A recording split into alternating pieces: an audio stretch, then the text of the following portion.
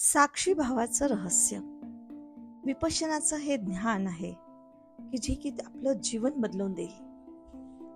नमस्कार मित्रांनो, जर मी तुम्हाला सांगितलं की तुमचं दुःख, तुमची भीती हे सगळं एक भ्रम आहे, तर तुम्ही विश्वास ठेवाल का?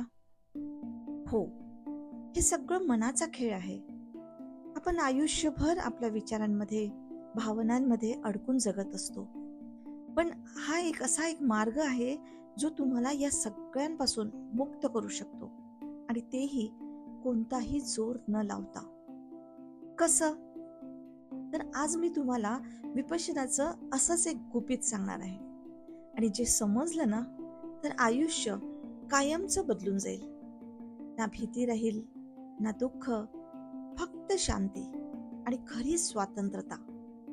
कधी कुणाच्या शब्दांनी तुम्हाला दुखवलं आहे का? कधी कारण नसताना मन अस्वस्थ झालं आहे का? कधी असं वाटलं का की तुम्ही स्वतःच्या विचारांमध्येच अडकले आहात? समस्या बाहेर नाही आहे. समस्या ही आहे की तुम्ही स्वतःला तुमच्या मनाशी जोडून घेतलं आहे. आणि उपाय? साक्षी भाव. साक्षी म्हणजे पाहणारा, जो फक्त पाहतो पण गुंतत नाही. मनुष्य आयुष्यभर सुखाच्या शोधात असतो, पण जितकं तो सुख बाहेर शोधतो तितकाच तो स्वतःपासून दूर जातो. तो लोकांना, परिस्थितींना, घटनांना आपल्या दुःखाचं कारण मानतो, आणि म्हणूनच त्याचं आयुष्य सतत अस्थिर राहतं. विपश्यनामध्ये एक जबरदस्त सत्य सांगितलं जातं की तू तुझे विचार नाहीस, तू तुझ्या भावना नाहीस, तू तुझे अनुभव पण नाहीस, तर तू फक्त एक साक्षी आहेस, जे हे सगळं पाहतो आहेस. जसं आकाशात ढग येतात आणि जातात, तसंच तुमच्या मनात विचार येतात आणि निघून जातात. जर तुम्ही त्यांच्याशी जोडले गेलात तर तुम्हीही त्यांच्यासोबत वाहून जाल.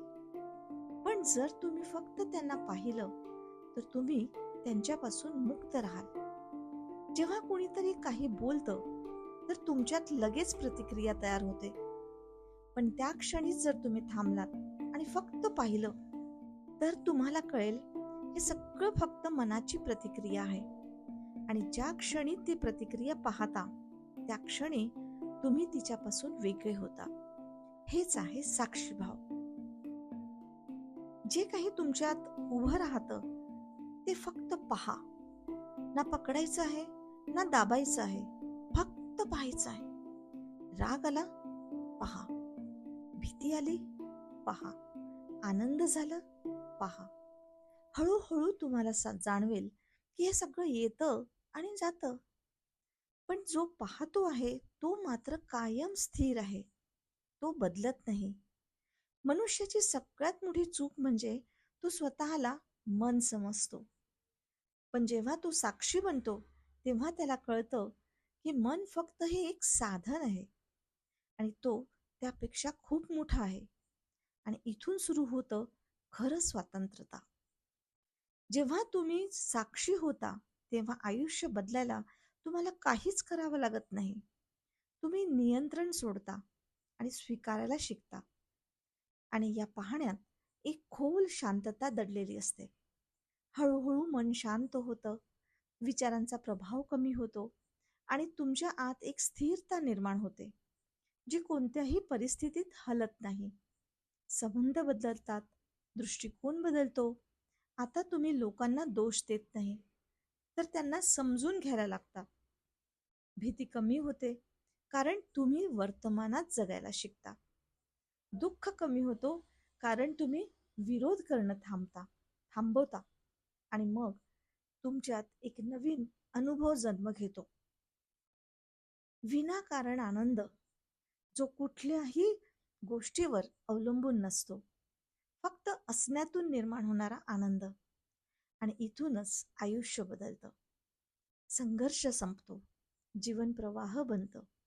तुम्ही सगळं करता पण कुठल्याही गोष्टीला चिटकत नाही. हेच आहे खरं स्वातंत्र्यता. विपश्यना आपल्याला एकच गोष्ट शिकवते: चांगलं आणि वाईट हे फक्त मनाचे खेळ आहेत. साक्षी बना, आणि या सगळ्यांच्या पलीकडे जा.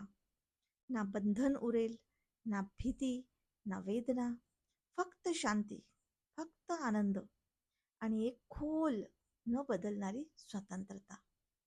फक्त साक्षी बना आणि आयुष्य आपोआप बदलेल.